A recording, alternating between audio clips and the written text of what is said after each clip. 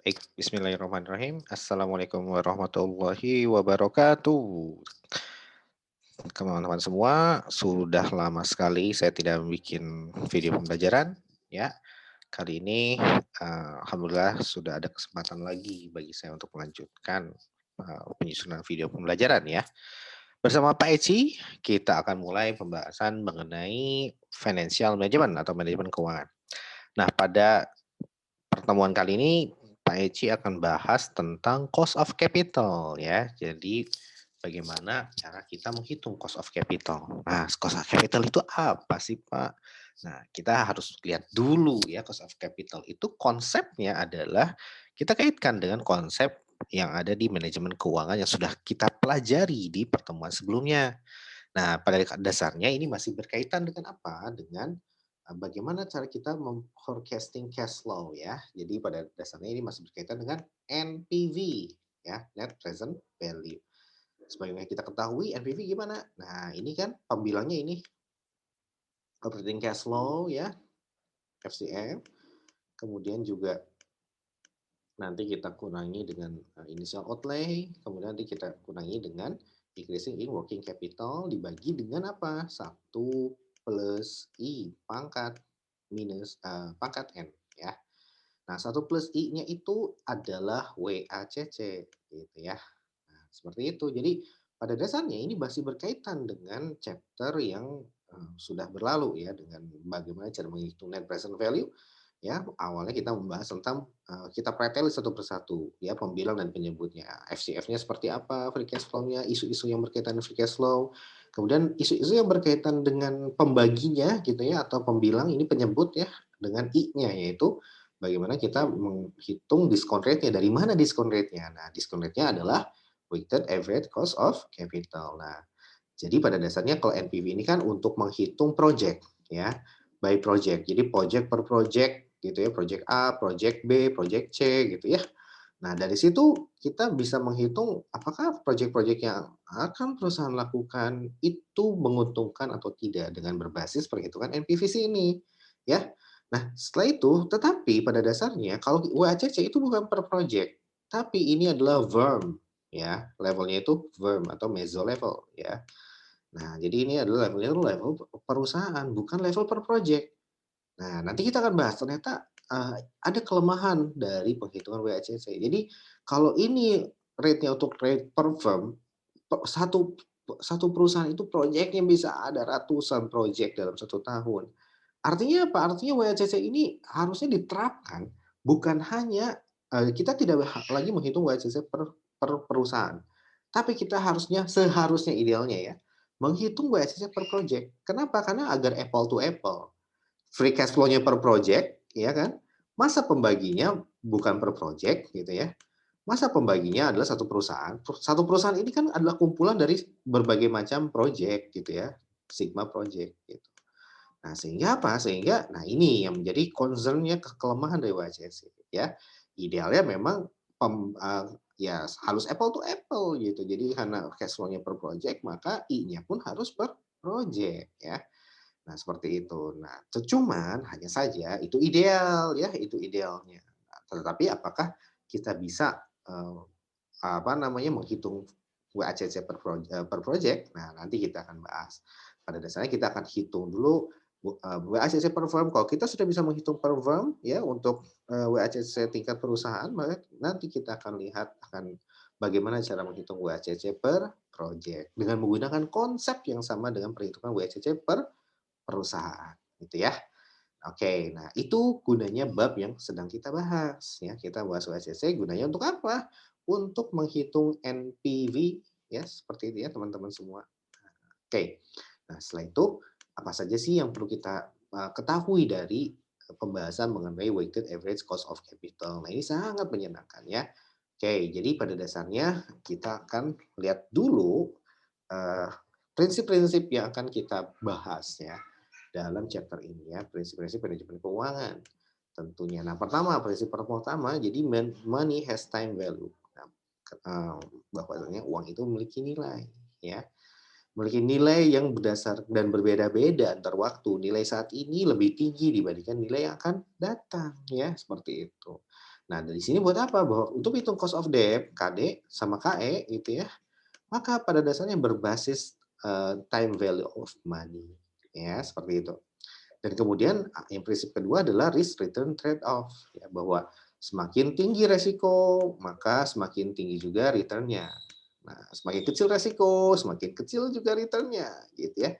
Akan tetapi trade off bahwa ketika resiko tinggi, ketika resikonya tinggi, return-nya pun akan tinggi. Tetapi resikonya tinggi artinya ruginya juga bisa tinggi, plusnya bisa tinggi, tapi jangan lupa ada trade off, yaitu apa?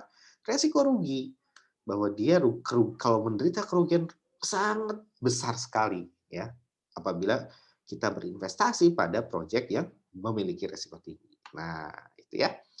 Prinsip ketiga adalah cash flow are the source of value ya, bahwa pada dasarnya kita menghitung WACC itu ya pada dasarnya ya memang untuk menghitung, cash flow ya sebagai discount rate dari, free cash flow dari rumus NPV tadi ya, seperti itu.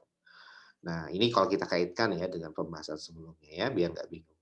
Nah, kemudian prinsip yang keempat, market price reflect information. Nah, ini pada dasarnya ini ke apa namanya, efficient market hypothesis ya.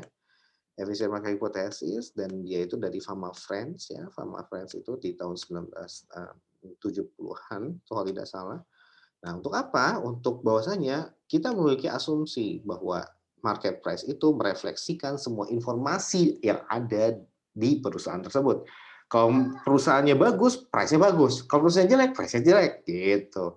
Itu teorinya ya. Untuk teori yang apa? Teori yang strong, efficient, market gitu. Jadi strong efficient artinya adalah dia perusahaan yang sangat sempurna, pasar yang sangat sempurna, gitu ya, pasar modal yang sangat sempurna. Artinya tidak ada lagi yang disembunyikan, tidak ada lagi bandar-bandaran gitu ya. Semuanya mengetahui bagaimana cara bandar bermain sehingga semuanya memiliki peluang yang sama untuk menjadi bandar intinya. Nah, itu adalah strong efisien ya. Jadi strong market. Jadi kalau pasar modal suatu negara itu berada pada kondisi yang kuat. Nah, jadi kita memakai asumsi yang ini ya. Nah, kemudian prinsip kelima adalah individual response to incentive. Jadi ketika kita, nah ini khusus untuk bisnis ya. Jadi pada dasarnya ini agensi teori ya. Kalau kita ke akuntansi ini berkaitan dengan agensi teori yang dicetuskan oleh Jensen McLeans ya. Jensen McLeans di tahun 1976. Nah, jadi apa sih intinya pada dasarnya kita jangan lupa bahwa yang namanya perusahaan itu kan memiliki manajer. Nah, manajer itu tentunya dia akan bertindak memaksimalkan kepentingan oportunistiknya. Maksudnya apa, Pak? Maksudnya manajer pasti akan mempertimbangkan kalau perusahaan yang dia kelola itu menghasilkan profit, maka dia berhak atas bonus, gitu ya. Nah, bonus itulah yang merupakan insentif. Ya, semakin besar bonusnya, semakin semangat dia untuk menggenjot profit perusahaannya. Akan tetapi ada resiko manipulasi laporan keuangan. Nah, itu dia ya. Ini adalah 5 prinsip yang akan kita anut dalam membahas chapter tentang weighted average cost of capital ya. Seperti itu. Baik. Nah, di sini kita akan lihat saja pada dasarnya apa namanya? Nah, di sini ya, Universal LCC ya, seperti yang sudah saya jelaskan bahwasanya itu berkaitan dengan apa? Untuk mengevaluasi seluruh perusahaan ya. Yang pertama, gitu. Yang kedua, firm often use WACC as starting point. Jadi pada dasarnya perusahaan itu menggunakan rate WACC ini untuk apa? Untuk melihat ya diskon rate yang akan dia terapkan pada proyek-proyek yang akan dia ambil di tahun tersebut. Proyek A, proyek B, proyek C. Nah, ini basis utamanya WACC-nya dulu gitu ya, WACC-nya. Kira-kira WACC-nya semakin besar, NPV-nya semakin kecil ya. NPV semakin kecil berarti kan ya dia kurang bagus gitu ya, menghasilkan keuntungan dari proyek tersebut. Karena kenapa? Dengan semakin besar WACC, maka ini kan ada dua, yang satu debt, yang satu equity. Gitu ya. Artinya duitnya itu akan habis untuk bayar debt gitu dan bayar dividen. Nah, kurang lebih seperti itu. That's why WSS ini harus kita kontrol ya perusahaan. Kalau terlalu besar, setiap proyek yang dia ambil pasti akan menghasilkan profit yang sedikit bagi perusahaan. Karena sudah habis untuk bayar utangnya misalkan. Ya, seperti itu. Oke, nah yang ketiga adalah firm sometimes use their WSS to evaluate their performance ya. Nah, ini juga digunakan untuk melihat kira-kira, apa namanya, performanya seperti apa, kinerjanya. Jadi misalkan WSS-nya semakin tinggi, misalkan 9% gitu ya. Nah, dia melihat gitu ya, dia melihat ini dibandingkan dengan IRR-nya gitu ya. Biasanya dibandingkan dengan IRR-nya untuk mengevaluasi kinerja, perusahaan tersebut. Atau kalau tidak dengan IRR, dengan, tools yang lainnya gitu ya. Dia biasanya, memainkan dengan rate, ya apa namanya tuh, ya ini apa, kinerja, price dari saham, yield apa ya, mmm, return, sorry ya, return dari kenaikan stock price-nya. Jadi misalkan, stock price-nya itu naik, dari Rp1.000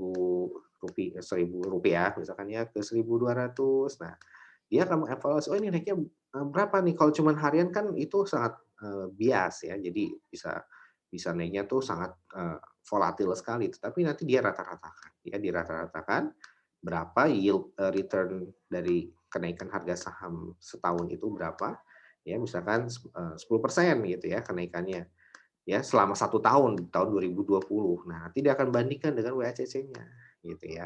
Nah, jadi seperti itu. Jadi dibandingkan kinerja saham, kinerja, perusahaan itu dalam bentuk, ini return dari saham, ya return dari saham. Return dari kenaikan, return itu apa? Kenaikan atau penurunan dari harga saham perusahaan tersebut. Nah, itu biasanya ukuran yang selalu digunakan oleh para analis untuk membandingkan kinerja perusahaan. Jadi kinerja itu simpel, seberapa besar kenaikan harga dari saham perusahaan tersebut. Kalau semakin besar kenaikannya, semakin favorable, semakin bagus kinerjanya. Nah, tanpa melihat sebetulnya ya, kalau ini asli tanpa melihat apakah perusahaan itu baik atau buruk gitu.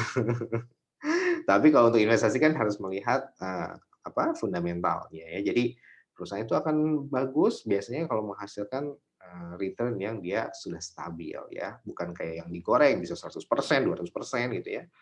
Ya kalau yang itu buat trading, tapi kalau buat investing dia akan melihat ke fundamentalnya ya, dan fundamental itu biasanya dilihat ke WACC-nya gitu ya. Jadi kalau nanti return sahamnya ternyata, lebih kecil dari WACC gitu ya, dia nggak akan invest di situ. Nah, itu keputusan biasanya digunakan oleh investor ataupun, para manajer di perusahaan ya. Oke, selanjutnya adalah bagaimana rumusnya, Pak? Rumusnya adalah seperti ini ya. Jadi weighted average cost of capital itu adalah, eee, intinya adalah ini debt ya, kemudian ini equity, udah kelar hidupnya udah gitu doang ya. Tapi equity ada 2, ada yang preferred stock dan ada yang common stock gitu. Nah, istilah yang digunakan oleh Tiltman dan, buku-buku manajemen keuangan itu bukan share ya, tapi stock gitu ya. Kenapa? Ini mengacu ke American base ya, US. Nah, US GAAP. Nah, US GAAP itu sebutannya stock gitu ya. Kalau IFRS sebutannya adalah shares ya, seperti itu. Nah, jadi itu definisi berbeda, intinya mah sama, cuman memang preferensinya sumbernya pun berbeda ya. Kalau shares itu dari IFRS, kalau stock itu dari US GAAP. Nah, jadi kalau kita menggunakan buku-buku yang menggunakan, "Oh, ini stok-stok," berarti dia dia adalah aliran American American Pie, American Pie lagi, American Base gitu ya.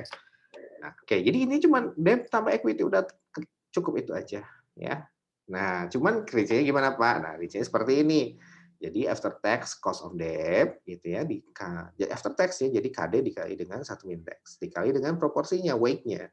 WD ditambah dengan, cost of preferred stock kalau ada ya, dikali dengan, proporsinya ya. Proporsinya ini WPS ya, ini, salah nih. Kemudian, cost of common stock KCS dikali dengan proporsinya juga ya, WCS. Nah, jadi ini adalah intinya. Nah, kalau biasanya kami menggunakan dengan istilah KD ya, bukan Krisdayanti ya, dikali dengan WD ya, weighted debt, ditambah dengan KE. Nah, biasanya ini kita pakai yang si preferred stock ini, dikali dengan si WE. Nah, gitu ya. Oke. Nah, oke, itu saja terkait dengan WACC pendahuluannya ya, seperti ini. Nah, jadi nanti WD dikali KD dikali 1 min T. Nah, kalau ini preferred stock kalau ada, nanti WCS kali KCS ya. Seperti itu. Nah, selanjutnya adalah kita akan bahas mengenai 3 langkah cara menghitung WACC. Apa aja itu? Kita akan simak pada video selanjutnya. Terima kasih.